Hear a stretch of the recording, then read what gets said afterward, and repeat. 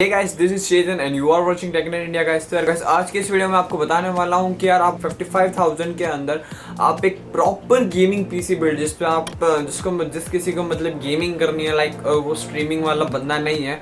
अगर स्ट्रीमिंग भी करनी है आपको अगर 55,000 के अंदर तो जस्ट मैं एक चीज़ में चेंज करूँगा तो आपका स्ट्रीमिंग पीसी हो जाएगा। लाइक हम प्रोसेसर में चेंज करें कोई नहीं है, बट मेनली ये जो मैं वीडियो है वो प्रॉपर एक गेमिंग पीसी के ऊपर बनाऊंगा कि आप 55,000 के अंदर आप एक गेमिंग की पीसी कैसे बना सकें।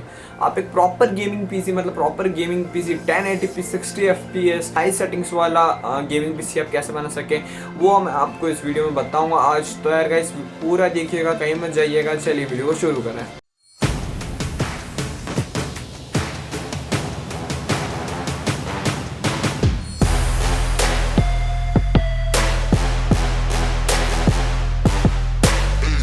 सो गाइस मेनली जैसे कि आप जानते हैं कि लाइक गेमिंग का बहुत क्रेज़ बढ़ रहा है, तो लाइक अब जो काफ़ी लोग हैं वो गेमिंग पीसी की वीडियोस के लिए सर्च कर रहे हैं। तो प्लीज़ आप अपने दोस्तों को भी मेरा वीडियो शेयर करें, मतलब इस चैनल को काफ़ी सपोर्ट मिलेगा। एंड प्लीज़ सब्सक्राइब किए बिना बिल्कुल मत जाइएगा। हम 1 के सब्सक्राइबर के बहुत करीब है टेकनाइट इंडिया। आपका क्रूशल सपोर्ट के लिए मैं आपको बहुत ही थैंक यू बोलना चाहूँगा guys. So guys back to the topic, हम टॉपिक की तरफ फिर से चलते हैं और मैं आपको ये कहना चाहूँगा कि जो हमारा फर्स्ट जो इसमें पार्ट आने वाला है मैं आपको प्रोसेसर बताऊँगा। तो गाइस अब इस बिल्ड में जो हमने प्रोसेसर वो यूज़ किया, हमने प्रोसेसर यूज़ किया है राइजन की तरफ से आने वाला 3rd जनरेशन का R5 3500 हमने इसमें यूज़ किया हुआ है। अब गाइस लोग पूछेंगे कि हमने इंटेल i5 की तरफ क्यों नहीं गए, और क्योंकि आप हर वीडियो में बोलते हैं कि i5 आपको लेना चाहिए if you are looking for a proper gaming PC. वो इसलिए क्योंकि जो राइजन का 3rd जनरेशन आया है AMD का, उसका सिंगल कोर परफॉर्मेंस काफ़ी हद तक AMD यानी काफ़ी हद तक क्या किसी गेम्स में इंटेल को बीट भी कर रहा है AMD का जो भी 3rd जनरेशन आया है। तो मैं आपको यही सजेस्ट करूंगा, अगर आप ऑफलाइन सर्च कर रहे हैं पार्ट्स, अगर ये बिल्ड अगर आप ऑफलाइन कर रहे हैं तो जो आपको सस्ता मिला, आपको R5 3500 सस्ता मिले तो वो लीजिए। अगर आपको इंटेल कोर i5 9400F सस्ता मिले तो वो आप लीजिए। पर मैं जो है अमेज़ॉन पे ये बिल्ड कर रहा हूँ, अमेज़ॉन से लाइक हम बाई करके ये बिल्ड करेंगे। तो मुझे अमेज़ॉन पे फिलहाल मैं अभी डील चेक कर रहा था, मुझे R5 3500 सस्ता पड़ा तो मैंने 3500 सस्ता लिया गया। इस मतलब आप या तो i5 लीजिए या 3500 लीजिए, कोई दिक्कत वाली बात नहीं। जो आपको सस्ता मिले वो लीजिए। किसी गेम्स में 3500 अच्छी परफॉर्मेंस दे रहा है तो किसी में कोर i5 9400 अच्छी परफॉर्मेंस दे रहा है। So totally it's depend upon the price, कौन सा आपको मार्केट में सस्ता मिलेगा या कौन सा आपके अमेज़ॉन पर सस्ता मिलेगा।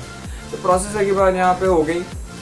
देन मैं आपको बताऊंगा जो हमारा नेक्स्ट कंपोनेंट है। मैं आपको बता देता हूँ कि अगर आप इस प्रोसेसर पे स्ट्रीमिंग करने की सोच रहे हैं तो मतलब लाइक 50-50 है, आपको इतना मज़ा नहीं आएगा जो एक प्रॉपर हेक्सा कोर CPU में आएगा। लाइक मैं आपको इसका भी बताऊंगा कि आप इसके ऊपर स्ट्रीमिंग कैसे कर सकते हैं कैसे नहीं कर सकते हैं। वो एक डिबेटेबल क्वेश्चन है, हम किसी दिन किसी और वीडियो में बात करेंगे।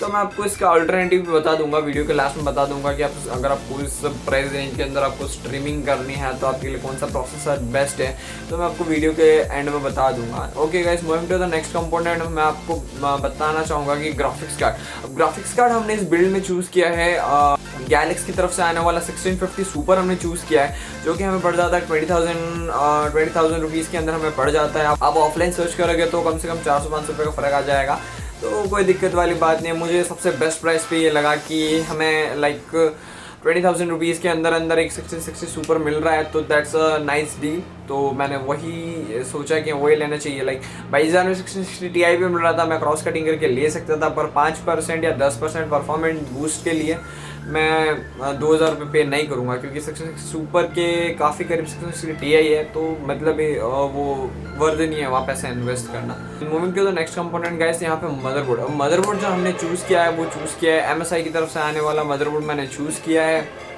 MSI Pro V2 मैंने B450 मदरबोर्ड चूज़ किया है। ये मदरबोर्ड आपको पड़ जाएगा 6,125 रुपीज़ ऑन अमेज़ॉन पड़ जाएगा। नीचे मैंने सारे पार्ट्स की लिंक दी हुई है गाइस, प्लीज़ वहाँ से बाई कीजिएगा, इससे चैनल को काफ़ी सपोर्ट मिलेगा।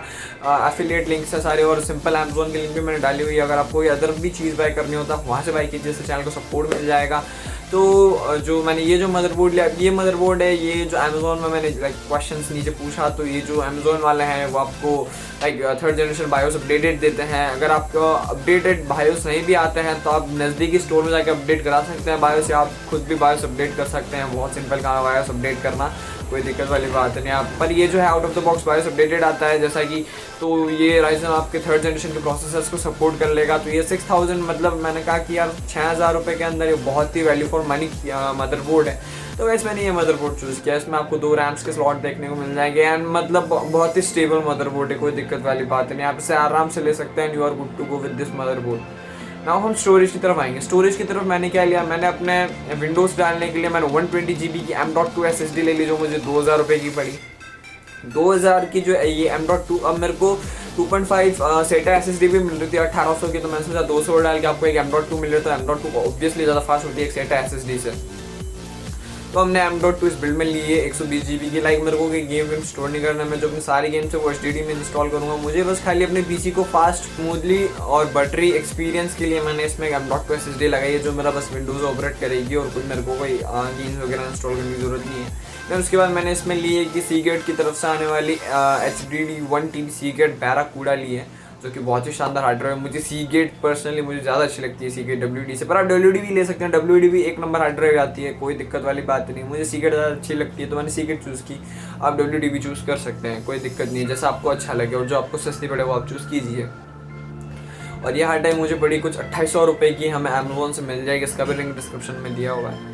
देन हम moving to the next component, हम जाएंगे इस power supply. Power supply obviously भाई मैं तो कोर्सेर के अलावा कोई पावर सप्लाई सजेस्ट भी नहीं करता, और मैं नहीं चाहता एक कोर्सेर और कूलर मास्टर, 2 पावर सप्लाई के अलावा कोई पावर सप्लाई मत लीजिए। सर्कल वर्कल मेरे को मुझे नहीं लगता कोर्सेर और के अलावा कोई इतनी अच्छी पावर सप्लाई आती है। कोर्सेर और कूलर मास्टर बनाता है, तो हमने 450 वाट की पावर सप्लाई ली है।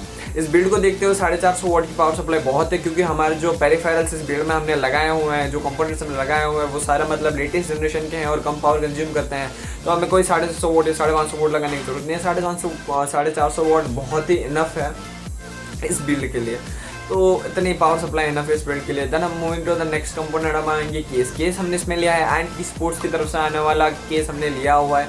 2500 रुपये के अंदर हमें मिल जाएगा। बहुत ही शानदार केस है, इसमें आपको एक प्री इंस्टॉल्ड ARGB फैन मिल जाएगा, और इसमें आप आगे 3 RGB फैंस लगा सकते हैं, ऊपर 2 RGB फैंस लगा सकते हैं। आप इसमें रेडिएटर भी इंस्टॉल कर सकते हैं, तो मुझे काफ़ी अच्छा लगा। इसमें आपको पेज ड्रॉप देखने को मिल जाएगा, RGB कंट्रोल स्विच देखने को मिल जाएगा, इसके ऊपर आपको इसमें आपको USB 3.0 भी देखने को मिल जाएगा, तो जो अच्छा है वो बहुत ही अच्छा लगा मुझे केस। अब मैंने रैम्स का एक्चुअली क्या है कि कुछ दिनों में देख रहा हूँ कि प्राइस, जैसा कि मैंने बताया था आपको कि PC कंपोनेंट्स की प्राइसेस बढ़ने वाली है, तो रैम की जो प्राइसेस है वो भी इंक्रीज़ हो चुकी है। 500 रुपये रैम की प्राइस इंक्रीज़ हो चुकी है। तो रैम हमने इसमें ली है ADATA की तरफ से आने वाले XPG हमने रैम ली हुई है 3500 रुपये की। एक रैम है 3000 MHz 8 GB ली है। इसमें हम 2 मॉड्यूल लेंगे रैम में, तो लाइक 7000 की हमारे पास कुछ रैम पड़ जाएगी। तो रैम हमने ADATA के लिए, मुझे ADATA की सस्ती मिली तो ADATA की आप कोर्सेर की तरफ भी जा सकते हैं, दोनों अच्छी ब्रांड है रैम की, तो इसमें भी कोई दिक्कत वाली बात नहीं है गाइस। तो गाइस मैंने इसको पूरा इसको बोला, इसमें कैलकुलेशन बिठाई पूरी की, तो ये आपको कुछ 54,320 रुपये में पड़ जाएगा, लाइक 55,000 के अंदर जैसा मैंने आपको बताया था। तो ये बेस्ट बिल्ड है फॉर गेमिंग। इससे अच्छा आप कुछ क्या लोगे गेमिंग में, इससे अच्छा आप क्या लोगे यार। एक 3500 और लाइक 55,000 के अंदर आपको 1080p हाई सेटिंग्स वाला गेमिंग मिल रहा है। 1080p हाई सेटिंग्स पे आपको गेमिंग करवा देगा ये, तो देन कोई दिक्कत वाली बात नहीं है। अब मैं बात करता हूँ कि एडिटिंग। अब जो बंदे एडिटिंग कर रहे हैं, अब मैं उनको यही सजेस्ट करूँगा कि अगर आपको 11,000 रुपये में 11 आपको 1000 रुपये आप थोड़ा और देके आप एक 2600 ले लो। 2600 लेके आप उसमें एडिटिंग करो, आप स्ट्रीमिंग करो, कोई दिक्कत वाली बात नहीं है। उसमें आपको इससे 5-6 या 10 FPS का फ़र्क दिखेगा गेमिंग में, ज़रूर दिखेगा भैया। आप सेकंड जनरेशन पे आप जा रहे हो तो ज़रूर दिखेगा, 5-10 FPS का फ़र्क गेमिंग में दिखेगा, पर मल्टीटास्किंग में आपको ये वाली परफॉर्मेंस मिलेगी, ये वाली परफॉर्मेंस। तो आप एक 2600 ले सकते हैं इंस्टेड ऑफ, अगर आपको गेमिंग के अलावा एडिटिंग और ये वाला PC चाहिए तो आप 2600 ले सकते हैं 55,000 रुपीज़ में, कोई दिक्कत वाली बात नहीं है। तो गाइस आज का जो वीडियो था ये इतना ही वीडियो था। अगर आपको वीडियो अच्छा लगा हो तो लाइक कीजिएगा, नए हो तो सब्सक्राइब कीजिएगा और शेयर करे बिना बिल्कुल मत जाइएगा। कमेंट डाउन करके मुझे बताइएगा कि अगर आप ये बिल्ड कर रहे हैं, और प्लीज़ अगर आप ये बिल्ड कर रहे हैं तो पार्ट्स अगर आप ऑनलाइन खरीदना चाहते हैं तो मेरे अमेज़ोन से ही खरीदिएगा, आपको हम्बल रिक्वेस्ट है। इस चैनल को सपोर्ट मिलेगा गाइस। अगली वीडियो में फिर से मुलाकात होगी, तब तक के लिए धन्यवाद।